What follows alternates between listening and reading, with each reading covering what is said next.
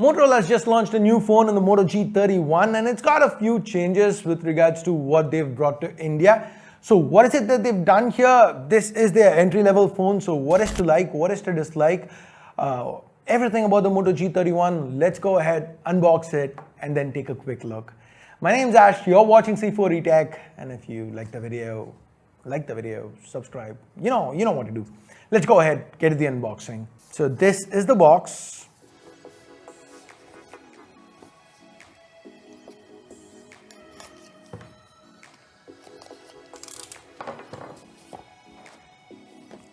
Opening it up, we are greeted by the G31. One thing I like about Moto in general is how they always have a case applied to the phone, as in the phone inside a case. I don't know, I just like it. It's a nice touch. So we've got a plastic back here, a triple camera setup. This is the fingerprint scanner, I suppose. And over here we've got the power key, the volume, and we've got a secondary button, which is most probably for Google Assistant. And here we've got a dual SIM tray, primary mic, USB Type-C port, speaker, and to the top we've got the headphone jack and the secondary noise cancelling microphone. Let's go ahead and remove this. Ooh, there's a small notification LED up top. Cool. Let's set it aside, see what else is there in the box. So here we have your quick start guides, a SIM ejector pin. I've just gotten so tired of the Helio Moto. It's borderline annoying to me, personally. So USB Type-A to Type-C cable, followed by a 20-watt charger. So guys, the Moto G31, the one that's sold globally, they don't have the 20-watt charger that ships with a 10-watt charger. So they say, Motorola says this is specific to India. We are generally used to seeing stuff being removed for India, so it's kind of fresh, kind of different to see something extra being included for India. So anyways, let me set all this aside and let's get back to the Moto G31. So guys, we're up and running. So this here is a 6.4-inch AMOLED panel. So that seems to be the biggest selling point of this phone as far as Motorola goes. So this is a 6.4-inch AMOLED panel. It's a full HD plus resolution, but the refresh rate is just 60 Hz. So now compared to the competition, we either have something like the Redmi Note 10 Pro, which again has an AMOLED panel, but 60 Hz, or something like, say, the Realme 8i, which has IPS LCD, but 120 Hz. So anyways, I would have liked to see something in between, like a AMOLED with 90 Hz or something, but is the chip inside gonna be able to, is it powerful enough to actually push the full HD resolution? Now this here, what they have on the inside is a Mediatek Helio G85 chip. Last gen they had a Snapdragon 662. Compared to the 662, this is more or less similar. The synthetic benchmarks indicate about a 10% boost. But then again, we are moving from a 720p display to a full HD display. So there is also going to be more workload on the SoC. So how is this going to fare? That's going to be probably one of the biggest things I am looking to test if I end up reviewing this phone, which most probably I plan to. Now let's quickly go into settings. So this one is running on Android 11. Motorola claim that they will definitely provide an update to Android 12, and they're also promising 2 years of security patches. Now, given that it's already Android 12 time, I would have preferred to see the phone actually launch with Android 12, but it is what it is. Now, Moto also, in my call with them, they did mention that last generation, all the phones that launched, they promised one update to it, to Android 11. But now with the Moto G60, at least, they're going past what they've assured and they are offering it a second update, as in the one to Android 12.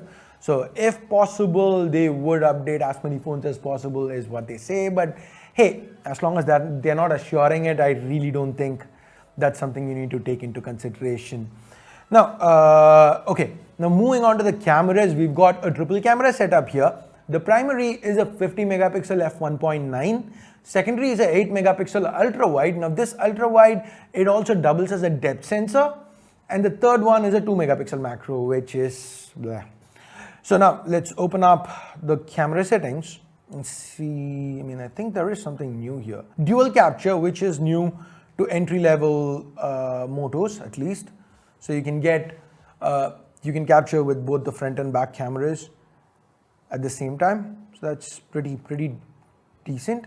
And you've got different ways of taking this. Ooh, and you can also go with the ultra wide and regular shots if needed. That's nice. So apart from this, we've got cinematograph. So create a GIF or MP4 video with a splash of motion on a frozen image. Oh yeah, we've seen this on other Moto phones in the past, I guess. Hey, let's actually try something with this. Okay, let me swap to the selfie camera.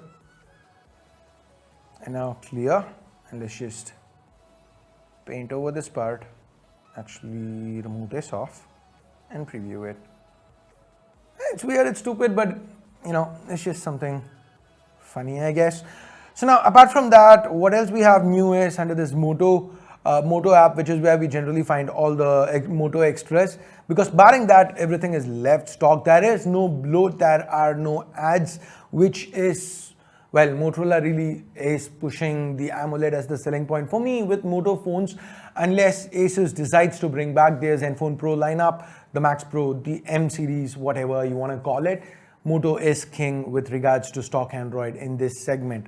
So that is the biggest selling point for me with Moto phones, and it continues to be so here. Because if you're just looking at specs, guys, so like I said, this one has a Helio G85. It's got 2 RAM storage variants. The RAM options, you get 4 and 6 LPDDR4X. The storage is eMCP, so it's still going to be slower than UFS when you compare to other phones in the segment. You know, whether they've got more powerful Dimensity chips or if they've got a Snapdragon 678, whatever it is, spec to spec, Moto is not going to hold up. Everything with this phone boils down to the software experience. So anyways, here Dolby Atmos is one extra thing that they've added. So yay, I guess. So you can change stuff right from the Moto app. Barring that, the rest of the features are all things we've seen. Like chop, turn on flashlight, or twist to launch the camera, twist to switch the camera. Oh yeah.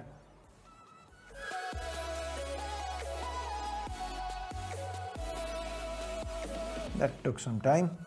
So that's pretty much what Motorola has to offer with this phone. The battery inside it's still 5000 milliamp hour, so they're not compromised on that, but they've managed to get the weight a little lesser. It's 180 grams, and I do feel it. The moment I picked up, it felt quite light. That's thanks and large to the plastic, but still 5000 mAh, 180 grams, that's something I do appreciate.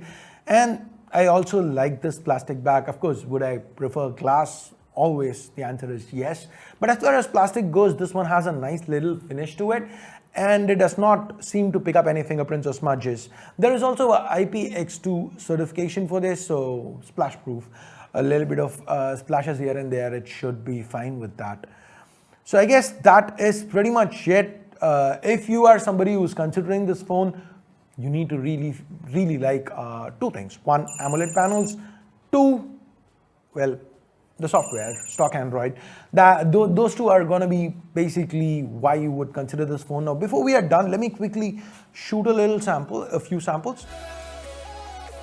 Okay, the front camera is 13 megapixel f2.2, just like the last time around, so there's no change over there. The rear camera, the resolution's gone down, but they say this is a better sensor. Let's just take a couple of pictures, and this is macro for whatever reason. 4 centimeters is what they say you can shoot it up to, so yeah, that seems right. So that's the macro, as always, there just to make up numbers. This is the ultra wide. It's okay, I guess. And there is a color difference between the ultra wide and the regular. And this is the selfie, 13 megapixels f2.2. So right now, the pictures you're seeing, they were quick samples that I got from around the office. So what do you think about these samples? What do you think about the cameras on this one? Let me know your thoughts in the comments below. And for the review, is there anything in particular you want me to cover? Any particular other camera that you want me to pit this against? Probably the Realme 8i or something. Let me know so that I can include that as a frame of reference in my full review. And I guess that's pretty much it for this quick little unboxing and hands-on. Thumbs up, thumbs down based on whatever you felt about it. Subscribe, turn on notifications, hit that bell icon if you haven't yet. And thanks a lot for watching. Till next time, my name's Ash. You've been watching C4E Tech, and I'm signing off for now. You guys have a great day. Bye-bye.